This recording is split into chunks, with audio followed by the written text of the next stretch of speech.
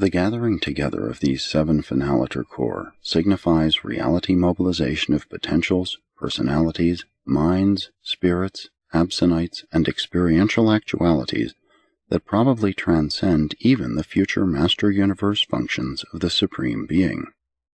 These 7 finaliter core probably signify the present activity of the Ultimate Trinity engaged in mustering the forces of the finite and the abstinite in preparation for inconceivable developments in the universes of outer space. Nothing like this mobilization has taken place since the near times of eternity, when the Paradise Trinity similarly mobilized the then existing personalities of Paradise and Avona and commissioned them as administrators and rulers of the projected 7 superuniverses of time and space. The 7 finaliter core represent the divinity response of the grand universe to the future needs of the undeveloped potentials in the outer universes of future eternal activities. We venture the forecast of future and greater outer universes of inhabited worlds, new spheres peopled with new orders of exquisite and unique beings, a material universe sublime in its ultimacy, a vast creation lacking in only one important detail, the presence of actual, finite experience in the universal life of ascendant existence. Such a universe will come into being under a tremendous experiential handicap, the deprivation of participation in the evolution of the Almighty Supreme. These outer universes will all enjoy the matchless ministry and supernal overcontrol of the Supreme Being, but the very fact of his active presence precludes their participation in the actualization of the Supreme Deity. During the present universe age, the evolving personalities of the grand universe suffer many difficulties due to the incomplete actualization of the sovereignty of God the Supreme. But we are all sharing the unique experience of his evolution. We evolve in him, and he evolves in us. Sometime in the eternal future, the evolution of Supreme Deity will become a completed fact of universe history, and the opportunity to participate in this wonderful experience will have passed from the stage of cosmic action.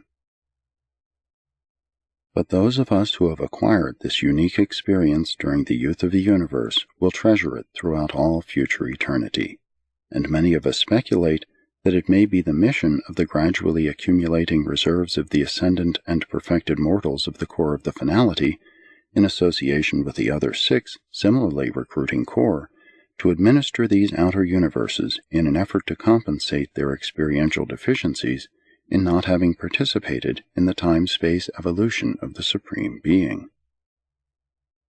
These deficiencies are inevitable on all levels of universe existence. During the present universe age, we of the higher levels of spiritual existences now come down to administer the evolutionary universes and minister to the ascending mortals, thus endeavoring to atone for their deficiencies in the realities of the higher spiritual experience. But though we really know nothing about the plans of the architects of the Master Universe respecting these outer creations, nevertheless, of 3 things we are certain. 1. There actually is a vast and new system of universes gradually organizing in the domains of outer space. New orders of physical creations, enormous and gigantic circles of swarming universes upon universes, far out beyond the present bounds of the peopled and organized creations, are actually visible through our telescopes. At present, these outer creations are wholly physical. They are apparently uninhabited and seem to be devoid of creature administration. 2. For ages upon ages there continues the unexplained and wholly mysterious paradise mobilization of the perfected and ascendant beings of time and space, in association with the 6 other finaliter core. 3. Concomitantly with these transactions, the Supreme Person of Deity is powerizing as the Almighty Sovereign of the supercreations. As we view this triune development, embracing creatures, universes, and deity, can we be criticized for anticipating that something new and unrevealed is approaching culmination in the Master Universe?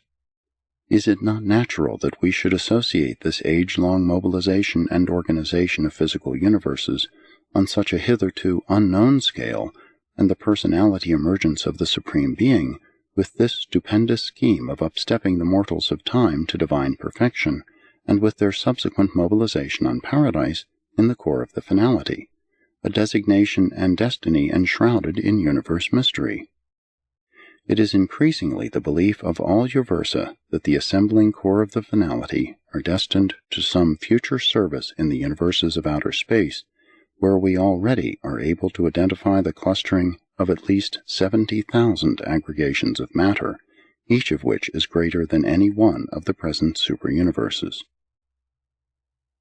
Evolutionary mortals are born on the planets of space, pass through the Morontia worlds, ascend the spirit universes, traverse the Havona spheres, find God, attain paradise, and are mustered into the primary core of the finality, therein to await the next assignment of universe service. There are 6 other assembling finality core, but Grand Fonda, the first mortal ascender, presides as paradise chief of all orders of finalators, and as we view this sublime spectacle, we all exclaim, "What a glorious destiny for the animal origin children of time, the material sons of space." Jointly sponsored by a divine counselor, and one without name and number, authorized so to function by the Ancients of Days on Uversa. These 31 papers, depicting the nature of deity, the reality of paradise, the organization and working of the central and super universes, the personalities of the grand universe, and the high destiny of evolutionary mortals, were sponsored, formulated, and put into English by a High Commission consisting of 24 Orvontan administrators, acting in accordance with a mandate issued by the Ancients of Days of Uversa, directing that we should do this on Urantia 606 of Satania, in Norlatiadec of Nebadon, in the year A.D. 1934.